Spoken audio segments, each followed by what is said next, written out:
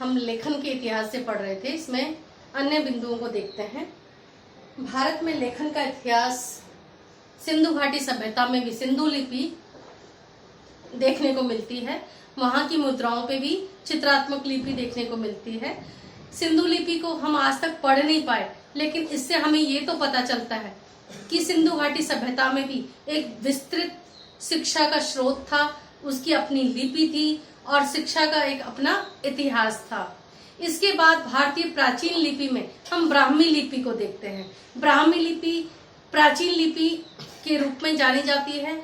इसके बहुत सारे अभिलेख, पुरातत्व सामग्रियां, शोध पत्र और साथ में अशोक के तत्कालीन अभिलेख, पूरा अभिलेख भी हमें देखने को मिलती है। उस समय प्राकृत भाषा और ब्राह्मी लिपि भारत में आम बोलचाल की भाषा और साहित्यिक लिपि थी।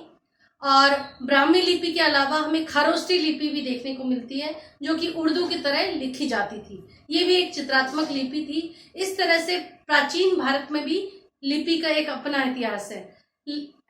लेखन के इतिहास के साथ साथ उस समय जो है, उस तत्कालीन भारत में, प्राचीन भारत में व्याकरण संबंधित एक ग्रंथ की रचना की गई, पाणिनि का अष्टाध्यायी। यानी उस समय व्याकरण के लिए एक नियमों का संग्रह के रूप में ग्रंथ की रचना हुई। इसका मतलब है कि किस प्रकार से भाषा एक समृद्ध रूप में था, कि जिसको मानक और नियमों के लिए एक ग्रंथ बनाने की आवश्यकता हुई। पाणिनि ने अपने ग्रंथ में व्याकरण के नियमों को और सूत्रों को व्याख्या के रूप में प्रस्तुत किया है और इसके अलावा यूनानी लिपि का भी उसमें चित्रण किया है। इससे हमें ये पता चलता है कि सिकंदर के भारत आगमन से पहले भी भारत का यूनान से संपर्क हो चुका था और यूनानी लिपि को भारत के साहित्यकारों और विशेषज्ञों को जानकारी थी और इसीलिए पाणिनि ने अपने ग्रंथ में यूनानी लिपि का भी वर्णन किया है। यानी कि यूनानी लिपि को भी वो अच्छे से जानते थे, समझते थे। इसके अलावा जो है, उस समय के औषध विज्ञान के बारे में हम बताते हैं। औषध विज्ञान में औषधि का ज्ञान जो चरक संहिता में उन्होंने विस्तृत वर्णन किया है। भारतीय औषधियों के व्यापक वर्णन के रूप में, उनके प्रयोग के रूप में उन औषधियों को जो है काम में लिया जाता था। यानी कि उस समय आयुर्विज्ञान भारत में ही नहीं, भारत से अन्य देशों में भी फैल चुका था। और सबसे बड़े सुश्रुत ऐसे शल्य चिकित्सक थे जिन्होंने उस समय प्राचीन भारत में भी शल्य चिकित्सक के कई चीजों का वर्णन किया है। उन्होंने सर्जरी द्वारा जन्म लेना, बच्चे का जन्म लेना, इसके अलावा प्लास्टिक सर्जरी, यानी कि कोई अंग यदि खराब हो जाता था तो दूसरे अंग से जो है वहां उसको प्रत्यारोपित किया जाता था। इसके अलावा भी पेट को काटना, आंतों को बाहर निकालना, इस तरह से जटिल ऑपरेशन का भी उसमें वर्णन किया गया है। तो भारत में औषध और शल्य का कितना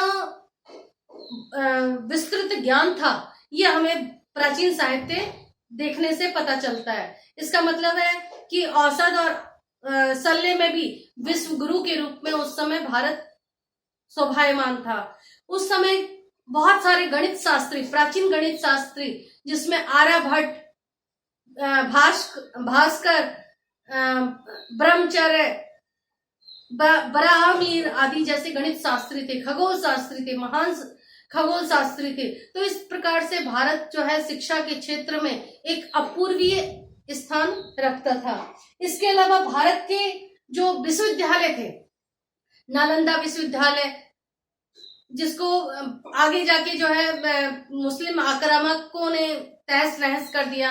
इसके अलावा जो है तक्षशिला विश्वविद्यालय बहुत प्रसिद्ध था उस समय। जितने भारतीय छात्र अध्ययन करने के लिए जाते थे, उससे कई गुना छात्र विदेशी जो है भारत में शिक्षा अध्ययन करने के लिए आते थे। तो तक्षशिला विश्वविद्यालय उस समय विश्व शिक्षा का एक केंद्र बना हुआ था।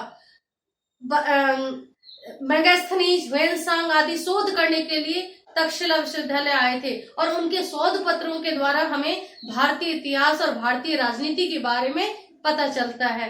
तो इस तरह से भारतीय विश्वविद्यालयों का उस समय पूरे विश्व में जो है एक ध्वज फहराता था।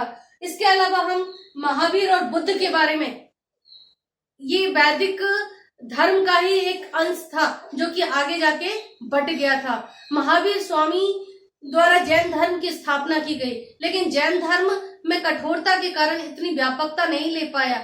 लेकिन महात्मा बुद्ध की शिक्षाएं और महात्मा बुद्ध द्वारा स्थापित मध्यम मार्ग को काफी सराहना मिली और आगे जाके ये भारत ही नहीं, भारत से बाहर भी कई देशों में जो है अपनी जड़ें फैला पाया। और इसकी जड़ों को फैलाने के लिए चंद्रगुप्त मौर्य और मगध के राज्य के रूप में पुनः स्थापित करने वाले चाणक्य, जिन्होंने अर्थशास्त्र की रचना की थी, जो कौटिल्य के नाम से भी जाने जाते हैं और कौटिल्य के नाम से ही अर्थशास्त्र की रचना की थी।